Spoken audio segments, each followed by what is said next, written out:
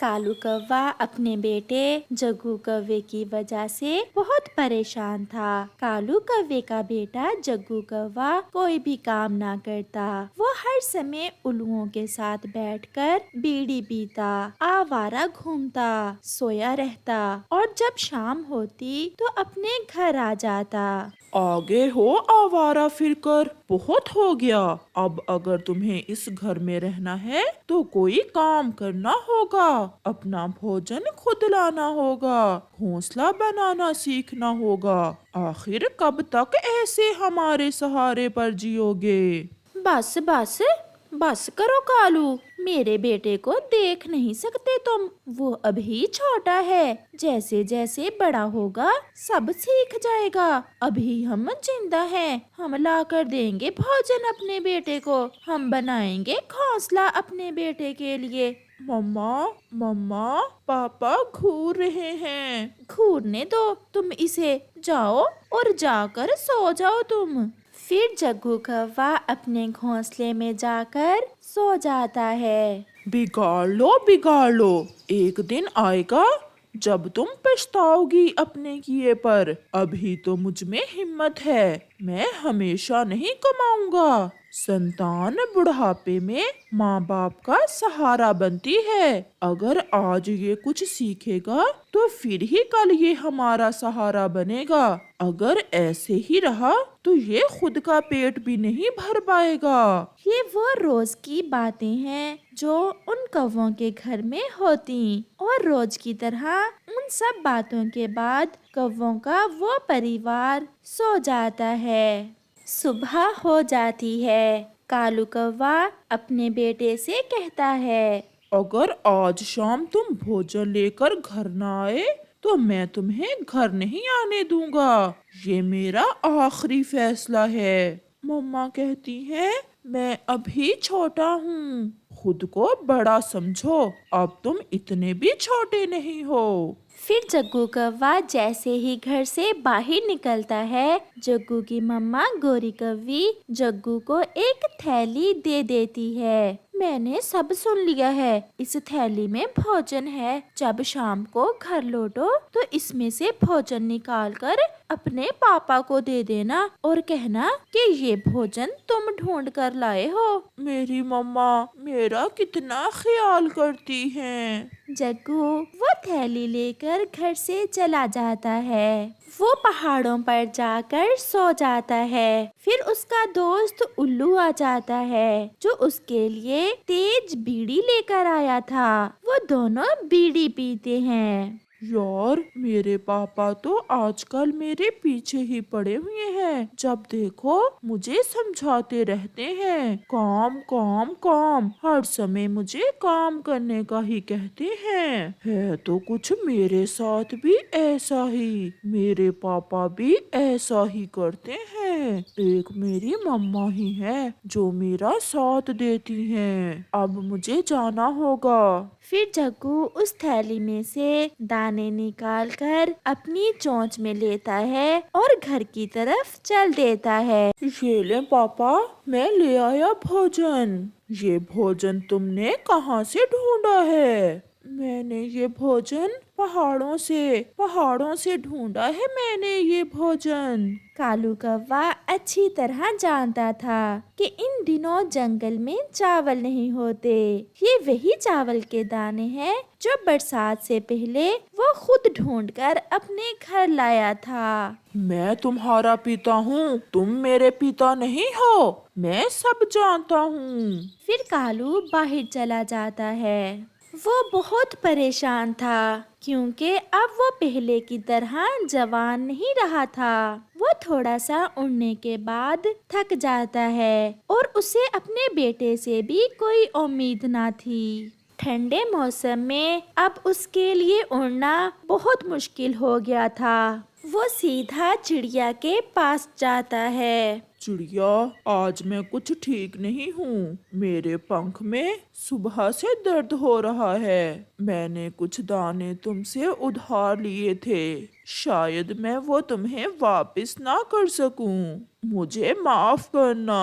कालू भैया, क्या हुआ है? आज आप कैसी बातें कर रहे हैं? हम दोस्त हैं और हम हमेशा मुश्किल समय में एक दूसरे के काम आए हैं। मैं कौन सा आपसे दाने मांग रही हूँ। मैंने सारी जिंदगी काम किया, घर बनाया, मेहनत की, मगर मैं अपने बेटे को समय न दे सका और उसकी माँ ने उसे बिगाड़ दिया।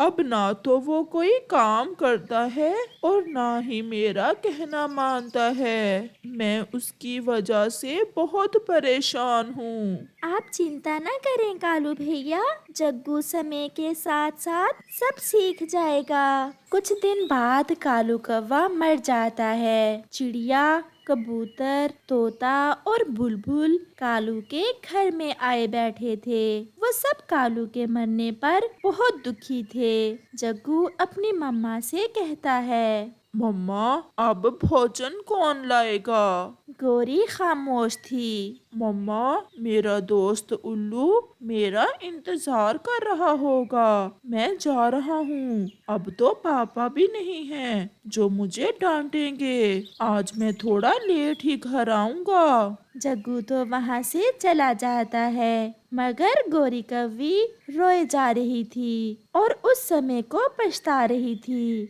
जब उसने अपने पति की बात ना मानी और अपने बेटे को बिगाड़ती रही। मगर अब रोने और पछताने से कुछ ना होने वाला था। प्यारे दोस्तों, संतान की अच्छी तरबियत माँ और बाप दोनों की जिम्मेदारी होती है। अगर बाप बाहर से कमा कर लाता है तो माँ को भी चाहिए कि अपनी संतान पर नजर रखे, उसे अच्छे और बुरे में फर्क बताए ताकि कल वो अच्छे और सच्चे पक्षी बन सकें। लूसी कबूतरी और उसका पति कबूतर आज बहुत खुश थे क्योंकि पूरे 1 साल बाद उनके घोंसले में आज अंडा आया था। पति जी, आज मेरे मन की मुराद पूरी हो गई। ऊपर वाले ने मुझे भी अंडा दे दिया। हाँ लूसी, अब हमारे घोंसले में भी रौनक लग जाएगी। फिर कबूतर पूरे जंगल में मिठाई बांटता है। वो चिड़िया के पास जाता है। कबूतर भैया, ये मिठाई किस खुशी में है? लूसी ने एक सुंदर और स्वस्थ अंडा दिया है। आज हम बहुत खुश हैं। फिर तो बहुत बहुत बधाई हो आपको। फिर कबूतर गौरी कौवी के पास जाता है और उसे भी मिठाई देता है। मोटे, आज बड़े खुश हो, क्या बात है? अंडा, हमारे घोंसले में अंडा आया है। आज मैं सबको मिठाई बांट रहा हूँ। क्या दोस्त, क्या दुश्मन। ऐसा कहते हुए कबूतर वहाँ से भी चला जाता है।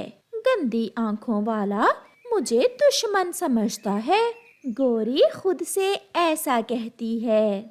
फिर रात हो जाती है और कबूतर अपना अंडा उठाकर अपने पंखों में छुपा लेता है और वहाँ एक दूसरा अंडा रख देता है। लूसी कबूतरी उसकी पत्नी अपने पति से पूछती है, पति जी, आपने ऐसा क्यों किया है? इस जंगल में सब दोस्त नहीं हैं, दुश्मन भी हैं। मैं नहीं चाहता कि रात को कोई हमारे अंडे को नुकसान पहुंचा दे। फिर कबूतर और कबूतरी सो जाते हैं। दिन गुजरते गए और हर रात कबूतर अपना अंडा उठाकर दूसरी जगह रख देता और वहाँ एक और अंडा रख देता। एक दिन गोरी की माँ गोरी से मिलने आती है। माँ, ये क्या, आपने इतना बड़ा चश्मा क्यों लगाया हुआ है? गोरी बेटी, क्या बताऊं, मेरी नजर बहुत कमजोर हो गई है। मुझे तो चश्मा उतार कर कुछ भी दिखाई नहीं देता। माँ, ये सब हुआ और आपने अपनी बेटी को बताया ही नहीं, इसीलिए तो मैं आपके पास आई हूँ। मुझे वैजी ने बताया है कि पक्षियों में सबसे तेज नजर कबूतर की होती है। अगर मैं किसी तरह कबूतर का अंडा पी लूं तो वो मेरी नजर ठीक हो सकती है। क्या क्या कबूतर का अंडा पी लेने से आपकी आंखें ठीक हो जाएंगी?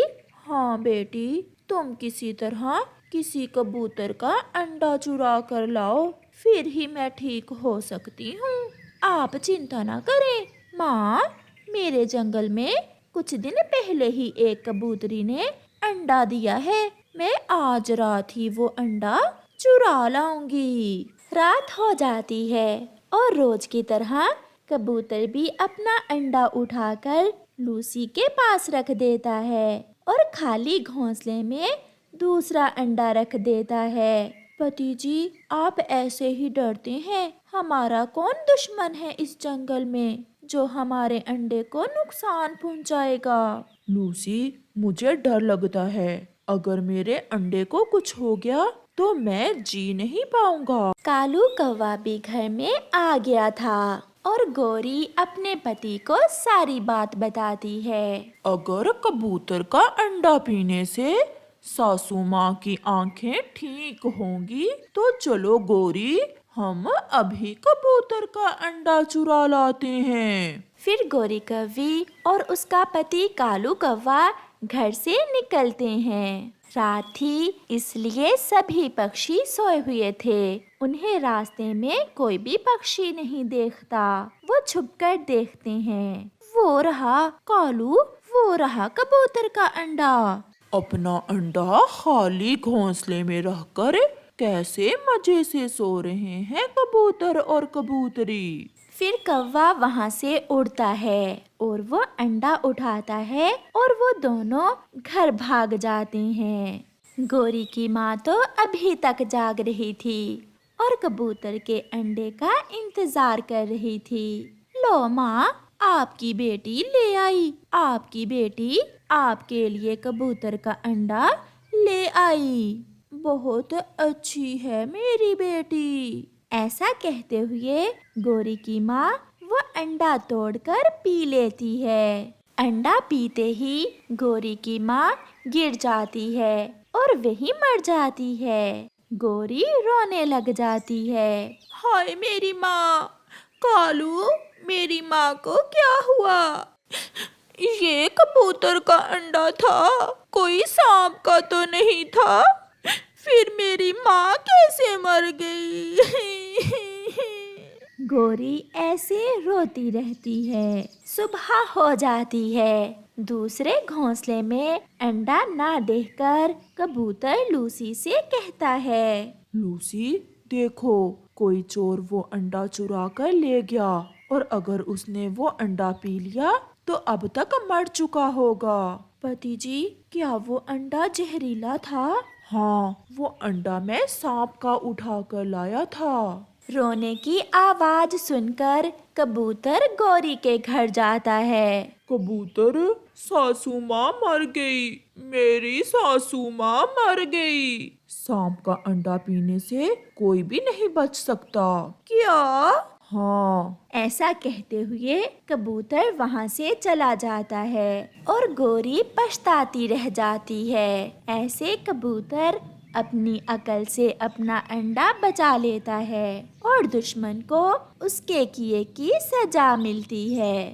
प्यारे दोस्तों, इस कहानी से हमें सीख मिलती है, जो किसी का बुरा सोचता है उसके साथ हमेशा बुरा ही होता है। अगर आपको ये कहानी अच्छी लगी हो तो इसे लाइक करना मत भूलना।